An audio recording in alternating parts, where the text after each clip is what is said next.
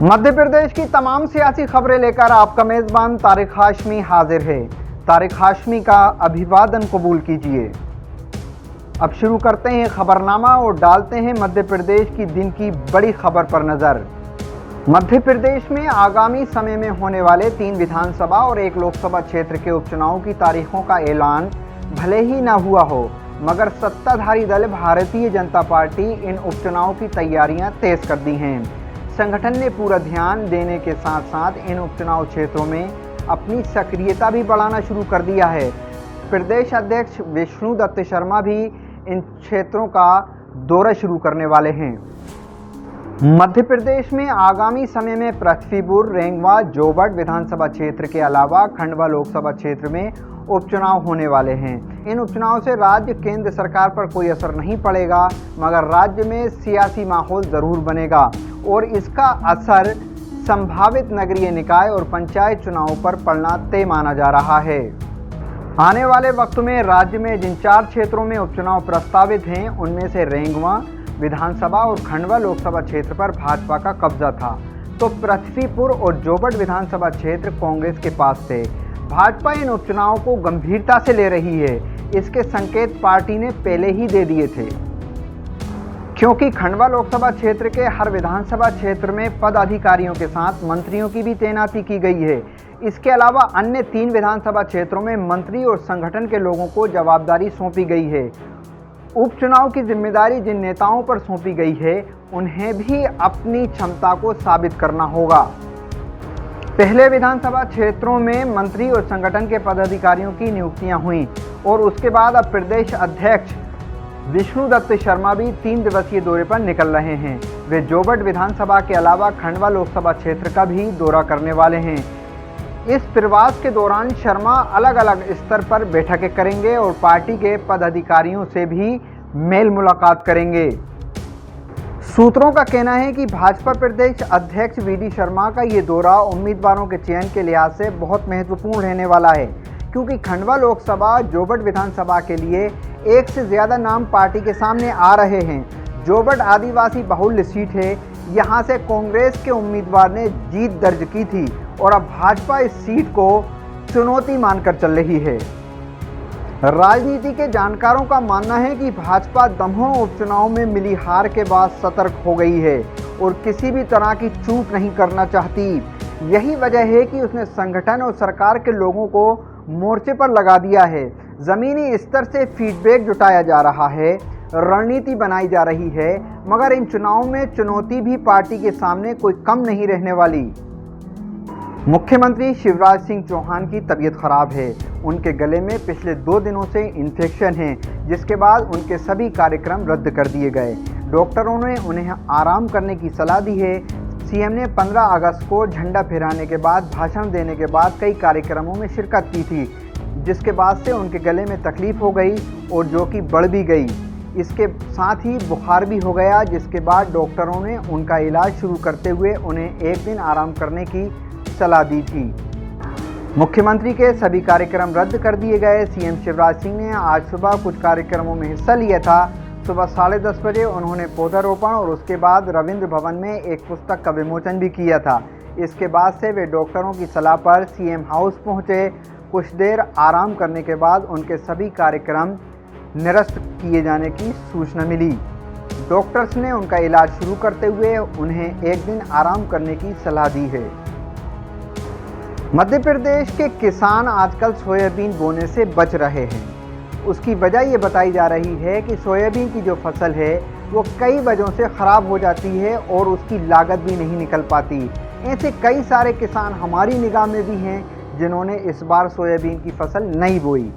मध्य प्रदेश के कृषि मंत्री ने क्या कहा है, आइए आपको बताते हैं, और मध्य प्रदेश सरकार ने क्या उसके लिए फ़िक्र जाहिर की है कि किसान ज़्यादा से ज़्यादा सोयाबीन बोएं और किसान ज़्यादा सोयाबीन क्यों नहीं बो पा रहा है।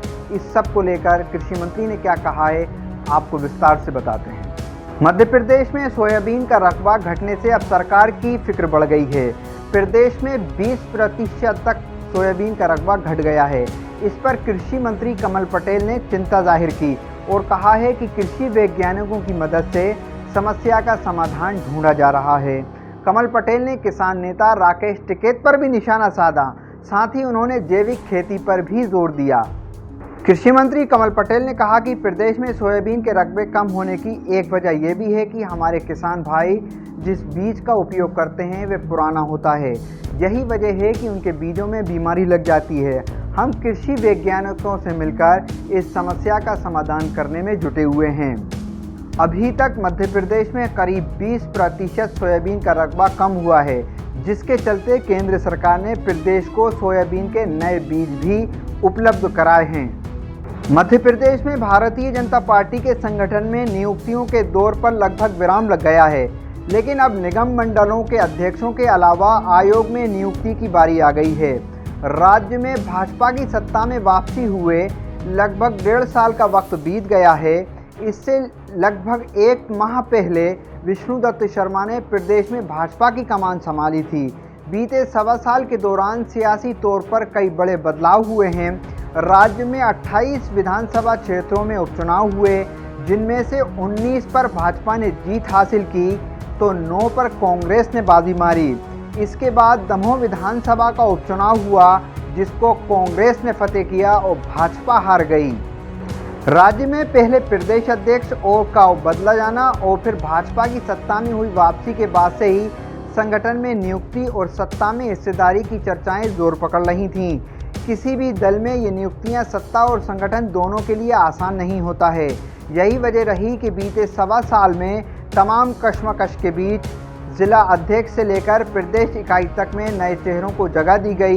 कुल मिलाकर भाजपा ने संगठन में बदलाव कर अपना चेहरा भी बदलने की कोशिश की। यही वजह रही कि संगठन में बुजुर्ग नहीं, युवाओं पर ही भरोसा जताया। भाजपा के प्रदेश अध्यक्ष वी.डी. शर्मा प्रदेश इकाई की लगभग सभी नियुक्तियां करने के साथ विभिन्न मोर्चों के अध्यक्षों के अलावा उनकी कार्यकारिणी का भी गठन कर चुके हैं। कुल मिलाकर पार्टी की प्रदेश मुख्यालय से लेकर गांव तक की इकाइयां लगभग तैयार हो चुकी हैं। अब सबकी नज़र निगम मंडलों से लेकर आयोग की संभावित नियुक्तियों पर है। भाजपा में निगम मंडल और आयोग में नियुक्तियों को लेकर काफ़ी अरसे से कोशिशें की जा रही हैं। इस मसले पर मुख्यमंत्री शिवराज सिंह चौहान का पार्टी के प्रदेश अध्यक्ष वी.डी. शर्मा, संगठन महामंत्री सुहास भगत के अलावा ज्योतिरादित्य सिंधिया के साथ कई बार विचार विमर्श हो चुका है। इतना ही नहीं, राज्य के प्रभारी मुरलीधर राव और राष्ट्रीय सह संगठन महामंत्री शिव प्रकाश की भी चर्चा हो चुकी है। इसके बाद अज्ञात स्थान पर भाजपा के प्रदेश अध्यक्ष और मुख्यमंत्री के अलावा अन्य पदाधिकारियों की गुप्त बैठकें भी हुई हैं, जिसमें सूची को लेकर अंतिम रूप दिए जाने की भी चर्चाएं तेज रही थीं। सूत्रों का कहना है कि निगम मंडलों के अलावा आयोग में संभावित नियुक्तियों की सूची को अंतिम रूप दिया जा चुका है।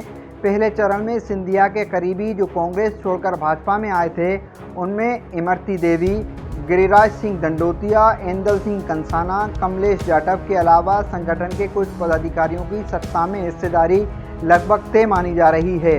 इसके बाद ही अन्य लोगों की नियुक्तियों की संभावना है। भाजपा सूत्रों की माने तो राज्य के संगठन और सत्ता के बीच सहमति बन चुकी है। बस अब सिर्फ पार्टी हाईकमान की अंतिम मोहर लगना बाकी है। संभावना इस बात की है कि राज्य में 3 केंद्रीय मंत्रियों की आशीर्वाद यात्रा खत्म होने के बाद 24 अगस्त के आसपास इन नामों का ऐलान भी हो सकता है।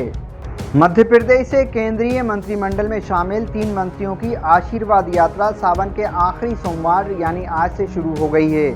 ये मंत्री इन यात्राओं के जरिए केंद्र और राज्य सरकार की कल्याणकारी योजनाओं की जानकारी आमजन तक पहुंचाएंगे। बीजेपी के अनुसार राज्य में मंत्रियों की आशीर्वाद यात्रा 16 अगस्त से शुरू हो गई है, जो कि 24 अगस्त तक चलेगी। पहली यात्रा दतिया के पीताम्बरा पीठ से सोमवार को केंद्रीय राज्य मंत्री एस बघेल की शुरू हो रही है। सिलसिले को आगे बढ़ाते हुए केंद्रीय मंत्री ज्योतिरादित्य सिंधिया अपनी आशीर्वाद यात्रा की शुरुआत देवास से 17 अगस्त को करेंगे। वे इस यात्रा में शामिल होने के लिए इंदौर पहुंचेंगे। इसके बाद वहां से देवास जाएंगे।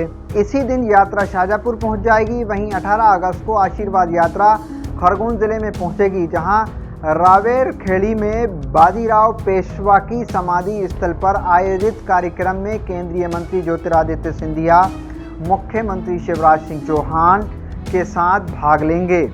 19 अगस्त को सिंधिया की आशीर्वाद यात्रा इंदौर पहुंचेगी।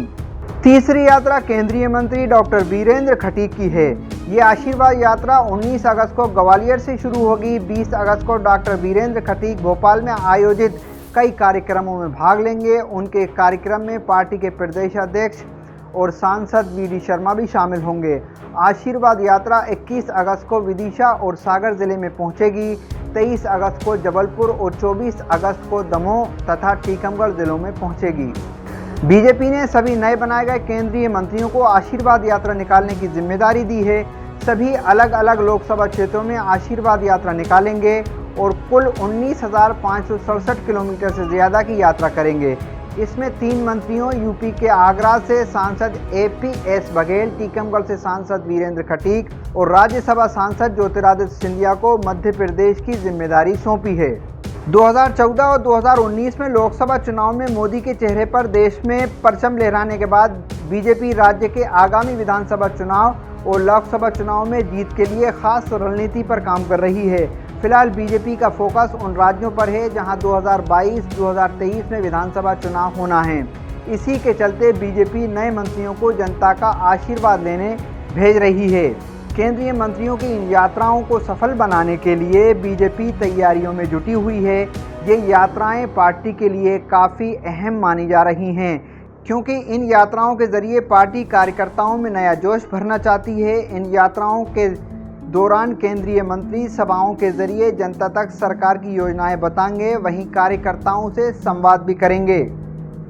तो ये थी आज की तमाम दिन भर की मध्य प्रदेश की तमाम सियासी बड़ी खबरें खबरनामा में। कल फिर आपके सामने हाजिर होंगे खबरनामा लेकर। अपने मेज़बान तारिक हाशमी को दीजिए इजाज़त। अपना दोस्तों, रिश्तेदारों और आसपास के सभी लोगों का बहुत ख्याल रखिएगा। बहुत बहुत शुक्रिया।